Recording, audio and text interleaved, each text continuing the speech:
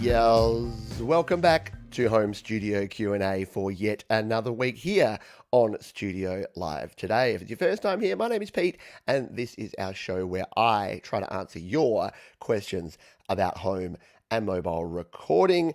And the beauty part is that we've got a live studio audience here. Well, a live internet audience, and that is you folks who are watching live on YouTube and Facebook. So if you have questions, you can use the form. Head to studiolivetoday.com/QA, and that's the place where you can submit your questions and then they will be answered. And you know what? Even if you've got a question through the week, I'm going to have to start channeling all the questions I get into the one place so that we can answer them all here, because I get questions on Instagram, I get questions on Facebook, on YouTube, comments, on email. So this is the best place to go. Why? Because it's not just me here. I've got the power, the might of the whole Studio Live Today community behind me. So if you do have questions, we will certainly try to answer those in the next little while. So settle in and let's get started. But before we get started, I always do that. Before we get started, we have a topic of the week, and we're talking about mirroring your screen. We're talking about specifically iPads and iPhone screens, but if you've got an Android phone or any other device, then yeah, being able to mirror that to a bigger screen can be super handy. So let's jump in and talk about that now.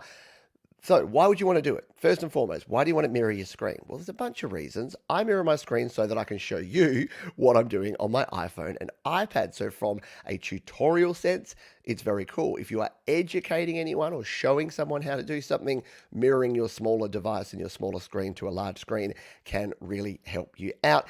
And it can just make your productivity better, especially if you're using an iPad or something with a mouse and keyboard anyway. You're just looking at the screen. You're not using the touch screen much. Putting it up on like a nice big 32-inch or 40-inch screen, it can just make a big difference to your workflow and your production if you've got a nice big screen in front of you. So there's a few reasons why you do it. How do you do it? Well, the solution that I have found that works the best, there are a few different apps and a few different ways to get it done. And yes, none of them are free. The best things in life aren't necessarily free when it comes to doing things like this. But the app that I use, my choice, is this one. And it is an app called Reflector 3. Let's zoom in on it. There you go. It's from our friends at Air Squirrels. airsquirrels.com/reflector is where you need to go. A wireless screen mirroring app. And you can see there, it does exactly what it looks like it does there. You grab your Android or iOS device, you grab your iPad, and then you can mirror that to your Mac or your PC. It's as simple and as cool as it sounds there. To buy it, it's about $26 here in Australia. I think it's about $15 or $20 US to buy. You'll be able to check that out by jumping over to the website. And I've got a link to Reflector 3 down in my resources area. So all the things that I use are down there. You can try it free for 7 days as well. So if you want to see if it works with your hardware, which is important because yeah, we'll talk about why in a moment. If you want to make sure that that's cool, then you can try it out. So what you can do is mirror your phone, tablet, or computer to the big screen without wires or complicated setups. Present, teach, entertain from the palm of your hand. Reflector makes it easier than ever. And Reflector are not a sponsor of the channel. I just happen to use them and find them cool. So you can use AirPlay, Google Cast, and Miracast. So all the different major ways of sending wirelessly your devices from one to another you can use. So it's cross-platform and it's available for Mac and for PC. But there are two versions. And I made the mistake of buying the Windows version before I had a Mac. And then when I bought a Mac, I kind of had to buy it again. So if you are ever going to use it on two different ones, it's only about $2 more to buy the universal code. And that means you can use it on everything. So it looks kind of cool. But instead of just telling you how it looks, why don't we actually give it a demonstration? Let's come in here and take a look. So we'll pop that down there. Now, to run Reflector, do I have it running already? Yes, I do. So we'll close out of it just so that I can show you how we do it from start. So we'll quit out of Reflector. It is just an app that we run on the desktop here. So we'll come in here and I've got it set up here on my dock. So I'm going to hit Reflector and it's going to bring it up. It's put it over here, but we'll bring it on over. Well, why won't it let me move that? Reflector here. There it is. It's installed. It's put it up there. So there's Reflector. You can see it's called Pete's Mac Mini, and it's got no devices connected right now. But we can rectify that because we can connect up a device to this. To do that, we grab our iPhone or our iPad, and as you'd know, if you've ever screen mirrored something to a Apple TV or anything else, we'll just go to the control center here, and if you tap the screen mirroring button, it'll bring up a little display like this. We'll just come across here so that you can see what I'm looking at. Gives you a display like that, and it says, where do you want to mirror it to? I'm going to say Pete's Mac Mini, and it's going to do a little twirly whirly thing there, and then once it connects, some magic is going to happen because it is going to appear right here. So we can come in here now, and there it is. There's all my apps on my phone, and you can see there that I'm scrolling through, and you get a pretty good refresh rate and a pretty good resolution there. You've even got the frame, so you can see exactly the fact that I'm using a very old iPhone XS. So it's as easy as that. We want to stop mirroring. We just do the same thing. We tap that off, and it will stop mirroring just like that. Now, iPhones are good, but the iPad's even better. So we're going to do the exact same thing here on the iPad. I'm just going to the control center. I'm tapping Pete's Mac Mini, and then in a matter of around about 5 seconds, it'll usually take to pop up, and there it is. It's popped up there. We're ready to go. I can jump into GarageBand, and I can start demonstrating. Now, as you can see here, when you're using audio, the audio will come through AirPlay by default. Now, this is going to create a little bit of latency, so a small amount of delay. So as I move the cursor, there's a little bit of video latency there, but when we play back audio, what you'll see is we have a little bit of latency on this audio. Let's just hit play on this little sitar loop.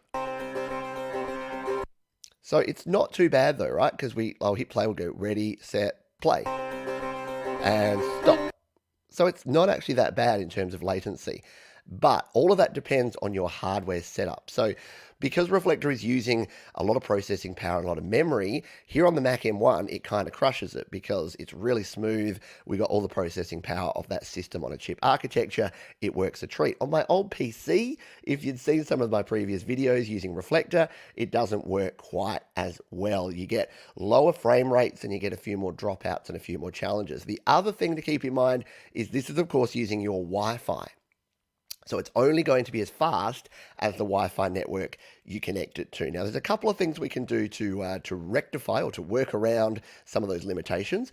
One of those things is the settings that we have here. So if you go up the top here, we've got a bunch of settings that we can actually change in Reflector. So if we tap there and go to Preferences, we can come in here to our Preferences.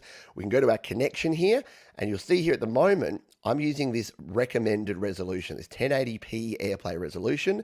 We can actually tap on that one and change that. So if you're not getting the performance you want, you can drop it down to 720p.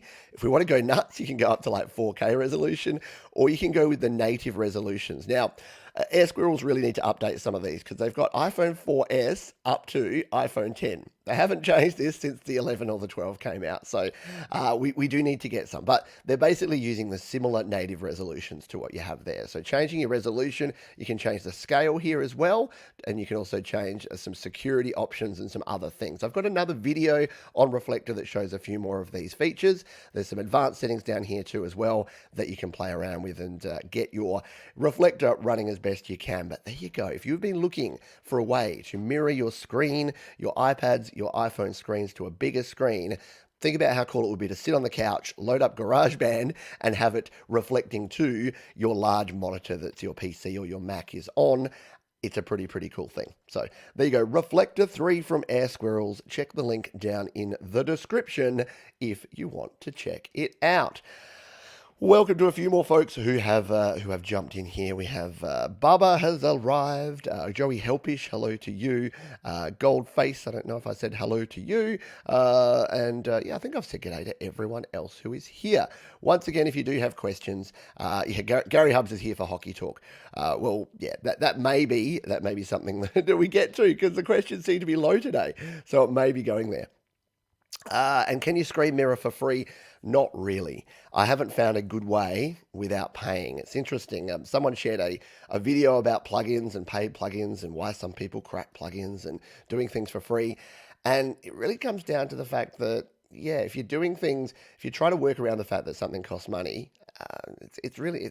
I'm not going to get into a big moralistic debate with you, but the amount of people I talk to that have a lot of stuff and they use like 10% of it, but they're like, look at all these free things that I got because I worked around the system. I'm like, do you need all that stuff really? Do you have time for all of that? There's something about where you've got a problem, you solve it by purchasing something, you're supporting a developer, and then you use it. If you get stuff for free, you tend to like not use it as much. Anyway, that's just my take on it. But you do you is what we say around here. You do you. Righty. Emilio has sent a question. Excellent. Well, we'll jump over to the form now and we'll check out the questions that are coming on through. And we'll start with our friend Darren Mitchell, who has a question here. And Darren says, I'm using... Oh, hang on. We'll go to the individual questions. I'm using GarageBand and trying to mix volumes of one-track accompaniment. Did we answer this last time? I'm not sure. We'll just read through it. One-track accompaniment and one-track vocals to sing live through my Steinberg UR22 through to my monitor speakers. How do I get reverb on the vocals and adjust bold vocals? Bold vocals always seem too loud. Can I use mixer dial, or is there a mixer or karaoke apps or Dolby on? So a lot of this depends on where you're recording. So if you're recording into, so I'm just using GarageBand, trying to mix volumes of one track accompaniment, one track vocals, right, to sing live. Gotcha. Singing live, yeah. So singing live, what you want to do, if you're using an interface that has monitoring, you need to be monitoring through 100% the DAW. So I talked about this on last week's show, that a lot of your gear, and in fact, why don't we, I'll come in here and show you, or just stop the screen sharing there. We will share the other screen. Sorry, bear with me a moment. While I get myself set up, you're like, come on, Johns, you could have set this up beforehand, sunshine. I know. I'm bad and I should feel bad. Let's jump in. So I'm going to go over to studiolivetoday.com/gear. So this is my gear recommendations. And if we scroll down and we look at an audio interface like the Steinberg UR22C, what you have on a lot of different interfaces is a mix knob like this one that has on one side input and one side DAW. Now, if you're using GarageBand and say you've got one track where you're plugging in your guitar, or one track where you're plugging in your mic, or you're putting accompaniment through one, or you're playing along to GarageBand tracks, you need to make sure that mix knob is all the way around to DAW and is not on the input. The input is going to be the raw input coming directly through. So if you've got a microphone plugged in to channel 1 and you put it to input, all of that sound that's coming out is going to come straight back out from your microphone with zero latency. Now, that's handy if you're singing along to a track, but if you're recording and you want to use reverb or delay or some EQ from within GarageBand to push that sound out live through the monitors in the back. So what I'm imagining Darren's doing is he's got himself set up here, got a microphone or a guitar plugged in there. Oh, excuse me, I'm just running out of voice. He's got a microphone or a guitar plugged in there, and then he's going to connect up the back here to some monitor speakers and then use this to play live.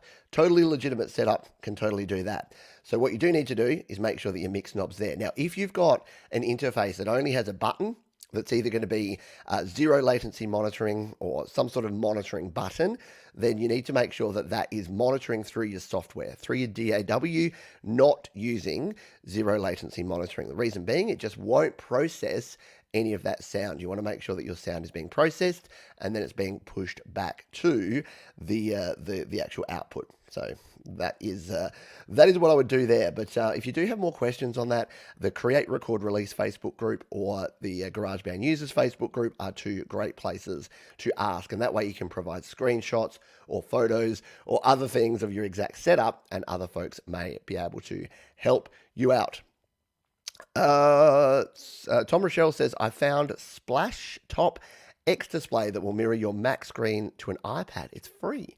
See, and I've heard about that. There's like Sidecar and things.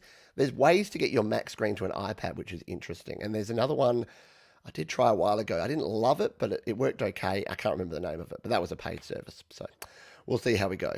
And Goldface knows their name. Good work. Let's continue on here. So let's jump to our next question, shall we? Which is the following down here. So yeah, thank you, Darren, and hopefully that helped you out. If you have any follow-ups to that, do indeed let us know. Adrian Chapman has a question here. What is your favorite band from metal to 80s rock? From metal to 80s rock. My favorite metal or 80s rock band? That's an interesting question. Do Nirvana count as 80s rock or metal? Because they started in 1989. So, what was I listening to in the 80s? I was listening to some pretty sad. Actually, my favorite band from the 80s, well, one of them is Icehouse, and I'm very excited because I get to see Icehouse play live in a couple of weeks' time here in Adelaide, which I'm looking forward to. So they're an Australian band, very much not metal. Metal bands I didn't really get into until kind of the new wave metal stuff came around. So I guess if you could call Rage Against the Machine or Linkin Park, or what was the other one? I can't think of them off the top of my head. Tool, I guess. A lot of people consider Tool metal. So, yeah, they were probably my favourite bands. But 80s rock, I never really got. Never liked the hair rock. Never liked the sort of stadium rock, your Guns N' Roses, your Warrant, your all of that, those sort of bands. Europe. There you go, Europe. The Final Countdown. One of the first cassettes that I owned was Europe's The Final Countdown, which I thought was pretty cool. And I thought I was pretty cool for owning it at the time. Michael says Screen Mirroring Let's View is for free. There you go. So we got some. Maybe we need to do that. We need to do an alternatives.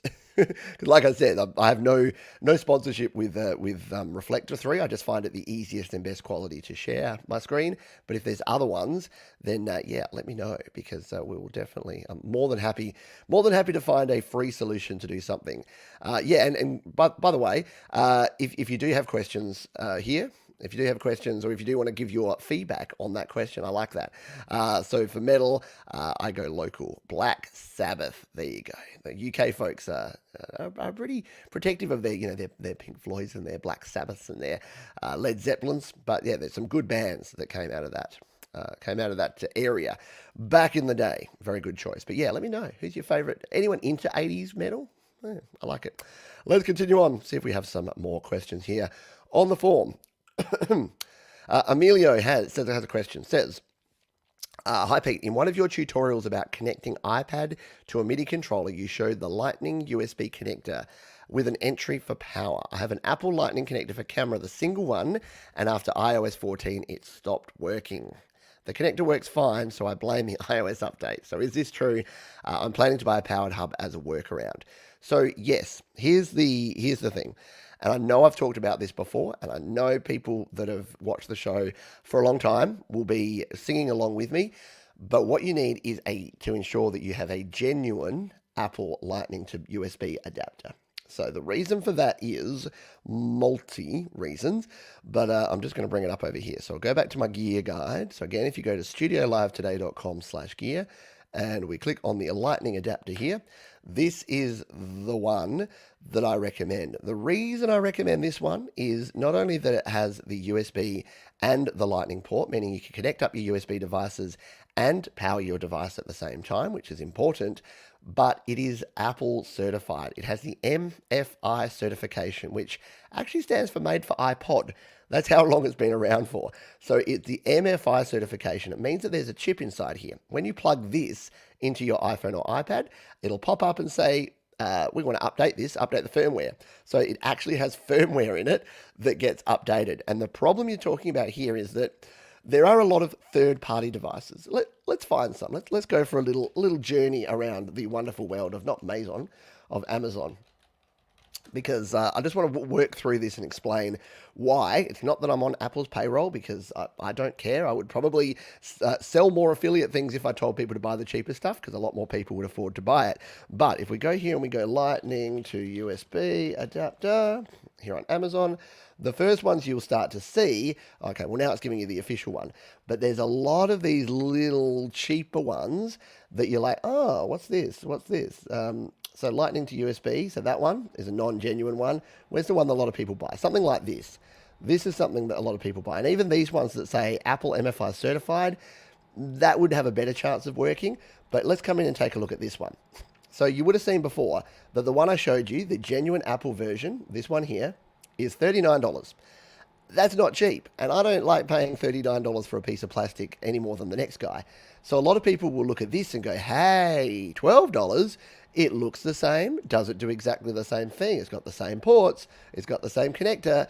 yeah, problem is it doesn't do the same thing because it is not Apple certified. It is anything that has OTG or compatible with doesn't necessarily mean it's going to be compatible with that. And especially when Apple update their iOS. So we had this big time with iOS 11. That was the first one that bricked a whole lot of people's stuff. iOS 12, 13, and 14 have been a little bit less of a problem, but still we're having issues and people are having issues with that. So I don't say this about many things with gear because I don't actually care if you use a cheap Behringer interface or if you spend $200 on a Steinberg. You will get what you pay for in some respects, but there's some things that you can get away with, like microphone stands or pop filters.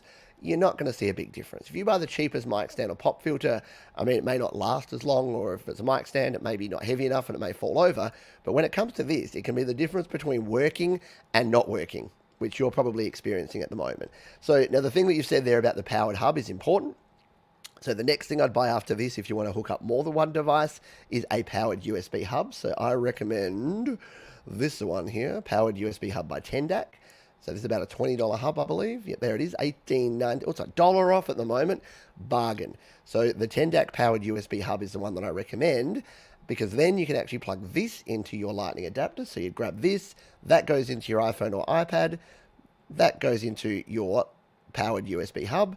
Your Lightning port out can go into, and this is the good thing about this one, not that one, but this one, is that this Tendac actually has a dedicated power-only port as well as 4 data ports. So you can actually plug your iPhone or iPad directly into that one, and if you have this device and this device working together, yes, you've spent $60, but it's pretty much the only $60 you'll ever spend, and you'll have a reliable Lightning USB connection ready to accept all of your devices forevermore, knowing that when Apple release iOS 15, unlike this little sucker here, you're not going to be left out in the cold. You'll still be able to use your devices. So hopefully that works well for you.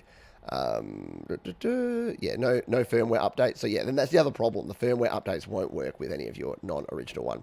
If, as Emilio's clarified here, it's the original app, just the old one without power access. So then you're absolutely fine. The only thing that you'll not be able to do, the powered USB hub won't therefore power up your iPad or iPhone, but it will power up all your devices. So you'll still be able to use that. So if you plug in your powered USB hub, you'll still be able to power up your audio interface, your microphone, your mouse, your keyboard, whatever you're plugging in. You just won't be able to power your actual iPad or iPhone. That's the one downside. So if it's genuine, it should still work. The powered USB hub will make sure that it continues working with your devices, but it may just be that it's using too much power. I would always recommend, though, the Lightning to USB 3 adapter, if you can swing for it.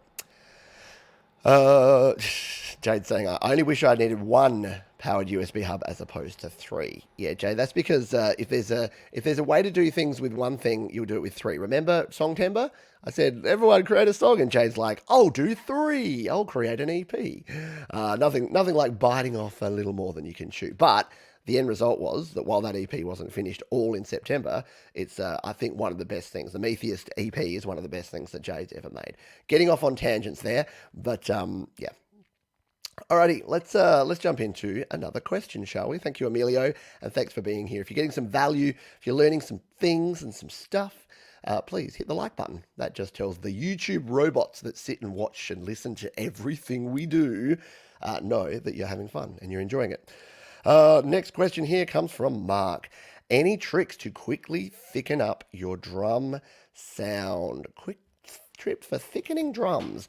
Let's play with that, shall we? Because we've got a bit of time. We've got the relaxation of just a few questions today, so I can spend a little more time on each question. So let's grab some drums and let's see what we can do to thicken them up, shall we? Now my reflector's gone away. I'm like, what happened? Where's my reflector? So we'll re-reflect. Oh, no, there it is. It was just hiding behind, wasn't it? It was here. It was hiding behind on the other screen. So there you go. We are still... Oh, now it's gone away. I turned it off. I tapped it to try and turn it back on, not realizing it was already on my screen behind my other screen. We'll have a drink while we wait for Reflector to pop back up. And of course now, because this is a show that I'm doing about Reflector, it's decided to not function. Isn't that always the way? Isn't that always the way? All right, we've got that connected. We will tap it Oh, see, now I've confused it because I've said connect, don't connect, connect, don't connect. And now it's doing nothing. There we go. We're reconnected. We're reconnected. And now I'm getting messages. We had a power failure. What do you call it in the UK? A power cut. We had a power cut last night. And yeah, everything went off. And it was about 37 degrees in my room. And the air conditioner was getting it down to a balmy 31. And then the power went off and it went straight back up to 37 degrees. So not much sleep was had between the hours of about 11 p.m. and 1 a.m. And then it finally came back on and it was like, hallelujah. But let's look at some drums here, shall we? We'll come in and let's just throw we'll use drummer. Now, probably the best, actually, you know what? We won't. We'll use a track that actually has separate drums because thickening up your drums, probably the best way is to separate out your drums, which is something, what if we grab Murdering Time? Murdering Time. See, I can't find. Oh, there. Is it in here? This got everything. Murdering Time. Yeah, we'll have to download the project. So while that downloads, you just to think up your drums, separating the drum tracks out is always a good idea. So this is something that Jade does for me with drums. Or did we not do that with Murdering Time? Now I say that we probably didn't. On my song New Beginning, we separated out the drums. And Mark, you probably saw the tips that I can't open song. Oh, this is going really well. Why don't we try New Beginning? We'll see if we can go over to that one. New Beginning. Oh, I've named things terribly. I think it's still called Songtember 2020. It is. We'll go in here. All right, this one's actually there. And yes, we're using AirPlay. So we'll persist with AirPlay here for this one. So yeah, here we go. So here's all of our drum sounds that we had here. And there's the original drums. So the drums for this track, played by Jade Starr, of course, sound like this. They sound like nothing.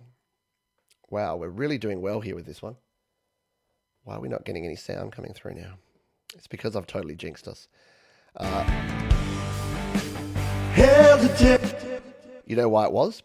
Because we had the volume down. Man, I think I need to just go back to bed and then come back out again. Here's our drums, right? So to thicken up your drums, as you can see here, we've got these separated out here into kicks and snares and all the rest. So there's a couple of videos I did about drums recently, and this works well to get you some really sort of cracking kick drums. So we've got this one here. This is an EQ move that Gary Hubbs has used in his songs and gives you this really cracking kind of kick drum here that gives a real thump to it. So let's just turn off that EQ. This is the kick drum we had before adding that EQ. Let's take a listen. Okay, but kind of like it's in a cupboard with a blanket on it. What if we want something with a bit more bite? There you go. So really just finding those frequencies that we want to bring out and enhance is one way to give you some more sort of thickness and depth to your drum sound. Then the snare is the other thing that we're focused in on. So again, Gary's tip, full respect and credit where it's due, is this one here where you pull out the low end, because the snare, you don't really want a whole lot of low end there. But again, you give it a boost here. Now this boost is around about 2K, and this boost here is around about 4 to 5K. And it's got quite a decent gain boost on there. And then here's the secret sauce that Gary taught me, is to add some distortion to the track as well. So you can see there I've got 6 dBs of distortion at 3300 hertz there.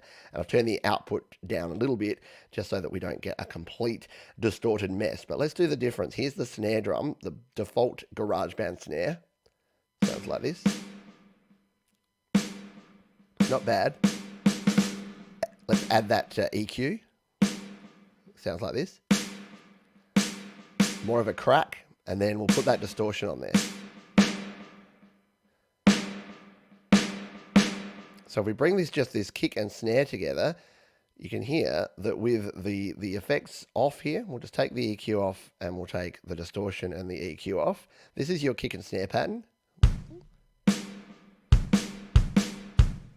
Not bad, right? Let's put the EQ back on the kick. And back on the snare.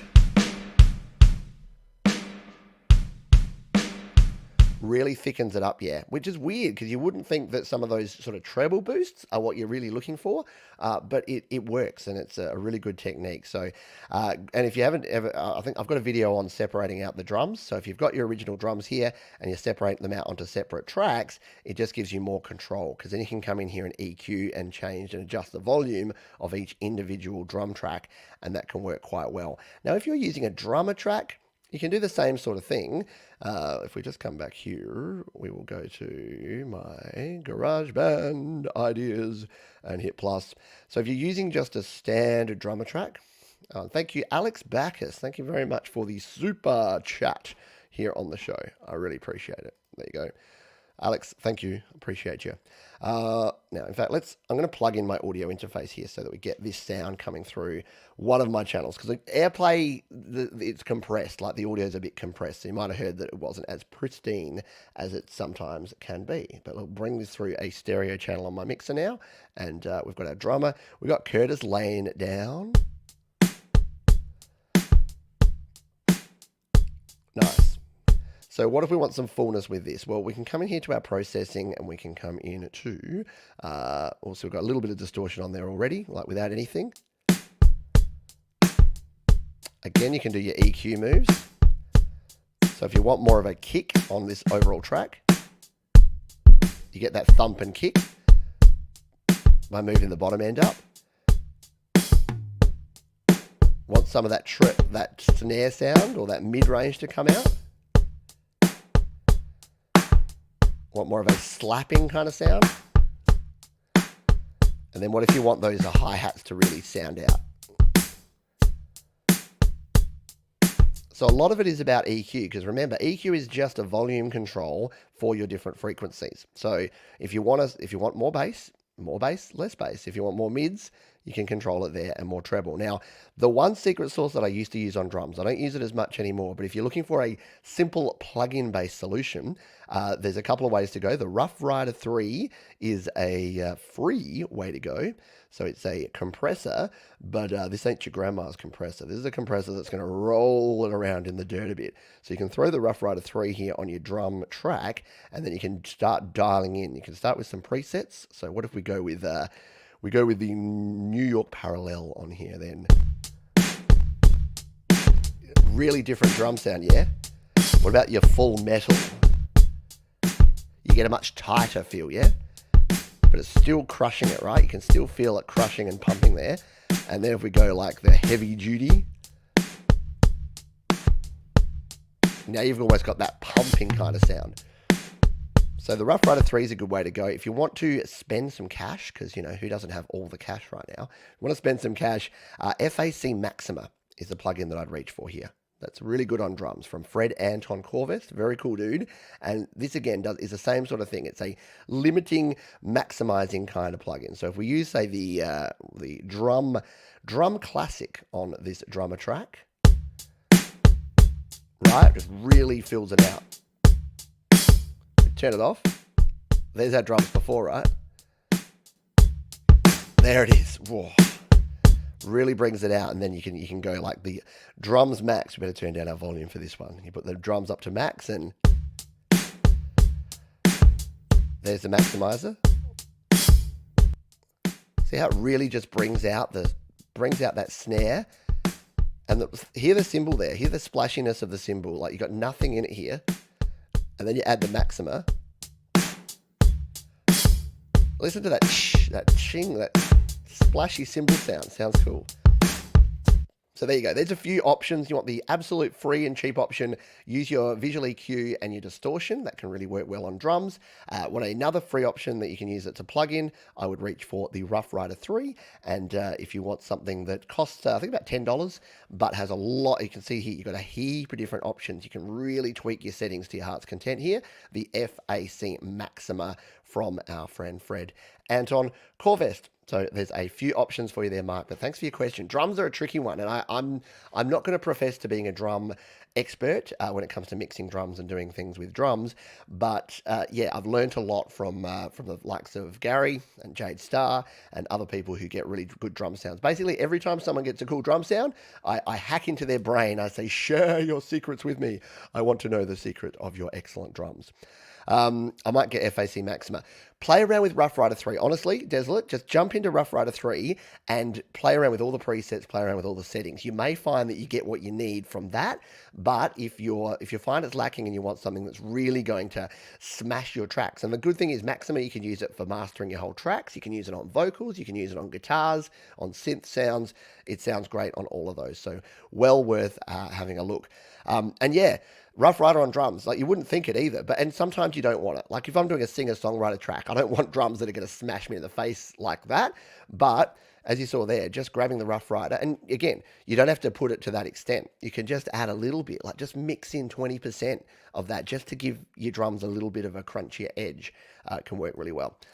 All right, let's move on and see what other questions we have here. We've got a couple more to get through before we finish up. Bradley has a question. Hi, Pete.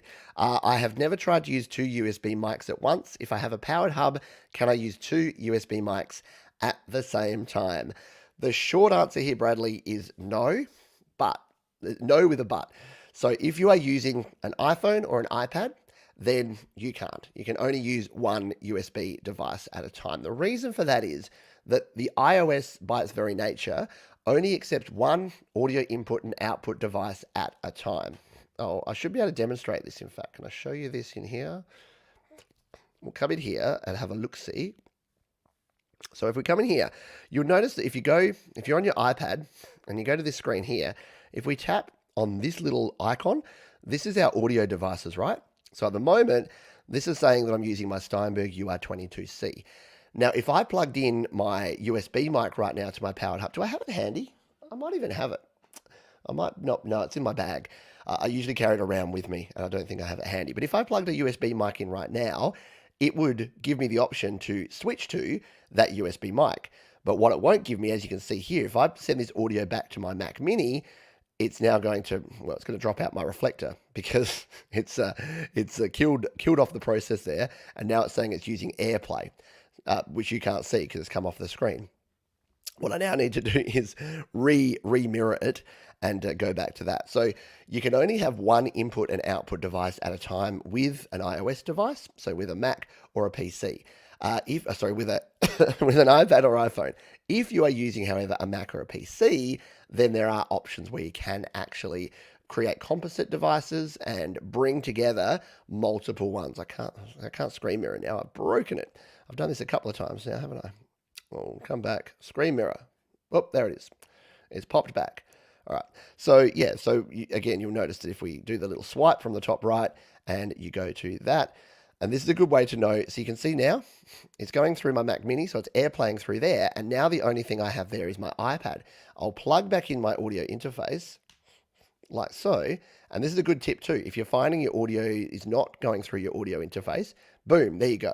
It's gone back to my Steinberg UR22C. So you can only have one device there. So if you are looking to record two different microphones, you really do need to invest in an audio interface. So something like the Focusrite Scarlett 2R2 or the Steinberg UR22C that I use and recommend, that's going to be your best bet. But unfortunately, two USB mics, in my experience, and so I'm more than happy to be proven wrong, but in my experience, it just doesn't work. I'm sorry. Desolate says, damn, I only had Rough Rider 2. Download Rough Rider 3. It's right there. It's got 3 now. Excellent. Yes, they are free, and they're from Audio Damage, who make some excellent plugins. So you can check those out. Let's jump to our next question, and we may have some time for some quick fire Q&A at the end of the show here, because this is our last question. This comes from Kenneth. It says, hi Pete, if you create a track in GarageBand, can you save that track for another project? Good question, and the answer is sort of, which is the right question, right answer to most of these questions. So we'll come back over here. Let's add that back in there. So let's say we created the track in another project. So here's the thing. You can copy and paste audio from one track to another without a problem. So we'll come in here. We'll go to this rock song that I did here. I don't even know what this part is. What is this? Do, do, do, do, do. It's Pete doing to himself. So let's just say that that drummer track that I just created there, I really want to bring these do's in for some reason. So I have this track saved here and I'm like, I want to combine the two. Well, yeah, I can do that. So if I select one here, I could just select that and copy it. What if I want both of them? Well, we just tap on the outside, copy them both, tap it, tap again, hit copy. Now, of course, we can just paste this back into this track. So we want another copy of it. We can put it down there and that's all cool. We don't. But the good thing is that it's going to keep that on our clipboard. And if we go to a different song, so if we go to our recent, that last drummer track that we just did, my song 3, and we want to add this in here, we just need to tap it and paste it, and it will recreate that track. Now, why is it brought only one across? I'm not sure. I obviously didn't have both selected when I copied it. But now we have...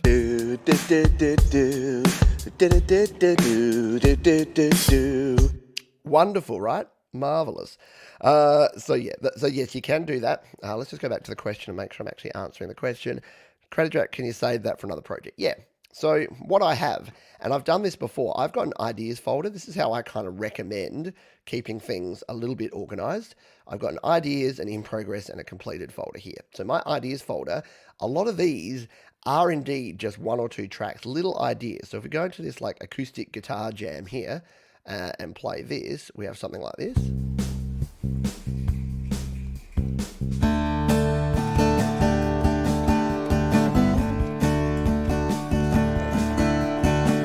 So let's say I really liked this guitar part. Well then, yeah, I can copy this and bring this into any other track that I want to. So I can safely store these ideas in their own little sub-projects here. And then when I want to use them in something, I just grab that and drag it on across, and then we're good to go. So, Tom's saying so organized. Yeah, Tom, no, you'll notice that there's all this crap sort of sitting down here.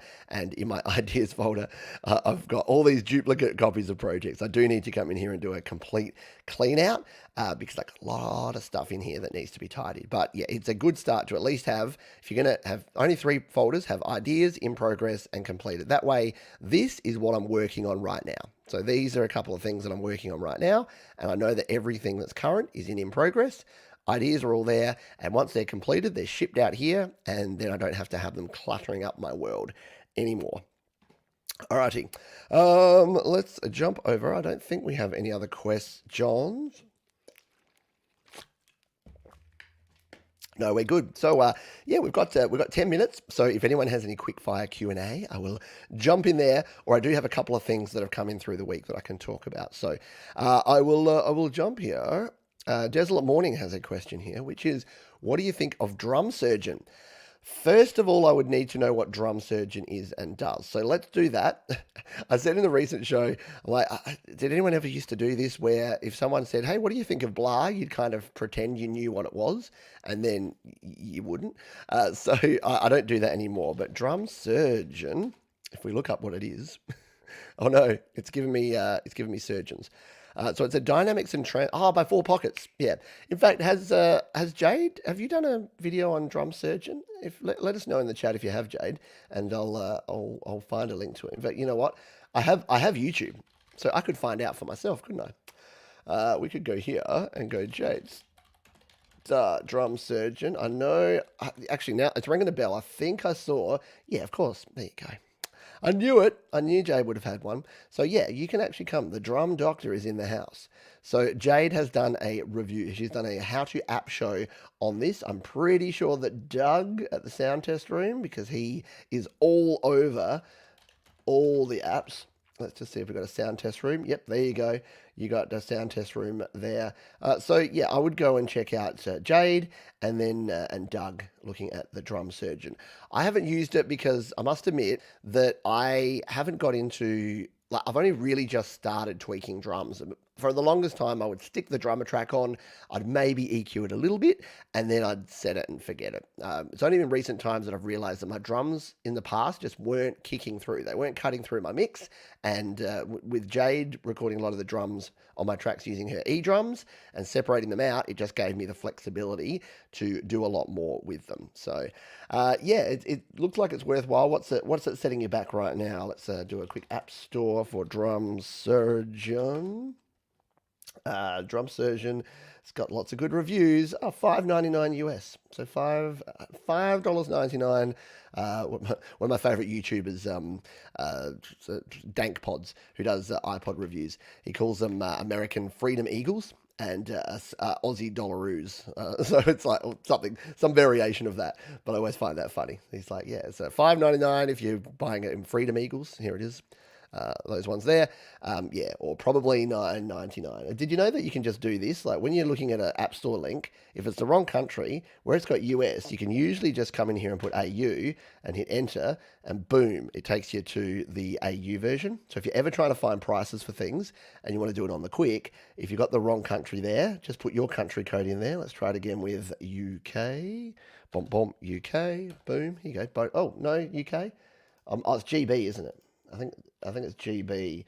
That's the country code that it uses for Great British Pounds. £5.99. That's a good bargain, that is. And if we go CA for our friends in Canada, $8.49. You always get the weirdest prices because you're somewhere in between. You don't quite get as ripped off as Australians, but you get significantly more ripped off than our friends in the US. So there you go. Now that I've offended every possible country and demographic that I can, let's move on and see if we have any other quick fire questions. Alex says, it's so nice to explain the content of this channel to me. Thanks, folks. I think I'll stick here. I don't know what's been going on in the chat, but that sounds like fun. Let's see if we've got any final questions. Otherwise, we may get an early finish. Marcus Manderson's here and he's asked me to start all over. You'll have to start from the beginning. That's what the replay is all about. Yes, so Jay did a show on Drum Surgeon, so we do have that, and you can just go and search Jade Star Drum Surgeon, and you'll be good to go. And yeah, Drum Surgeon. Is there any link to Dr. Zorda's? That's a good question. I don't know. Bob Chapman says, what was the YouTube channel you recommended? So the two are The Sound Test Room and Jade Star. So if you search Jade Star, Jadestarr, in fact, Jade's probably got a show coming up now, straight after this one. Let's find it together, shall we? We'll find Jade Star's show, and I'll pop a link to that one, and then you can watch it. So she's checking out, what's she checking out today? 24th, that's today, removing unwanted stuff from images. So she's doing photo magic with touch retouch. That looks interesting. I would like to check that out. Even though I'm a Canva user, I like some of the stuff that Jade covers in terms of image, because music is important, but if you're promoting music, you definitely need to do some design work as well. My apologies. The voice is not holding out. I need to go and rest it because I've got the big happy hour coming up today in only a couple of hours' time. For app reviews, yes, Jade Star. Go on, and Jade's thrown some of those links down in there as well, so you'll be good to go. There you go. Coming up in 7 minutes on how to app, looking at touch, retouch, remove stuff from your photo for album artwork or promos. That is going to do it for this episode of Home Studio Q&A. A bit of a different one. I don't mind it when we get less questions and we can dive in a bit deeper. So if you wanted to learn about screen mirroring or learn some tricks and tips for improving your drums and thickening up those drum sounds, hopefully that helped you. If you have questions during the week, though, or if you're listening on the podcast, or if you're watching on the replay, head over to studiolivetoday.com/QA. That is your one-stop shop for asking all your questions. It's right there on the top of the screen if you're watching the video, or just if you're listening in, studiolivetoday.com/QA. You can leave your question there, and that's where I pull the questions from whenever we do this show. Thank you for being here. If you did get some value, hit the thumbs up if you're watching this one on the video, and head on over to studiolivetoday.com for all of your home and mobile recording needs. If you're watching here live, I'll see you on the happy hour in just 4 hours time. I'm doing some original tunes today. That should be a lot of fun. Hang around for Jade Starr's video in 5 minutes if you're into your apps and you want to learn about using some retouching app on GarageBand on iOS. And until next time, please be kind to yourselves, be kind to others, keep creating, and rock on!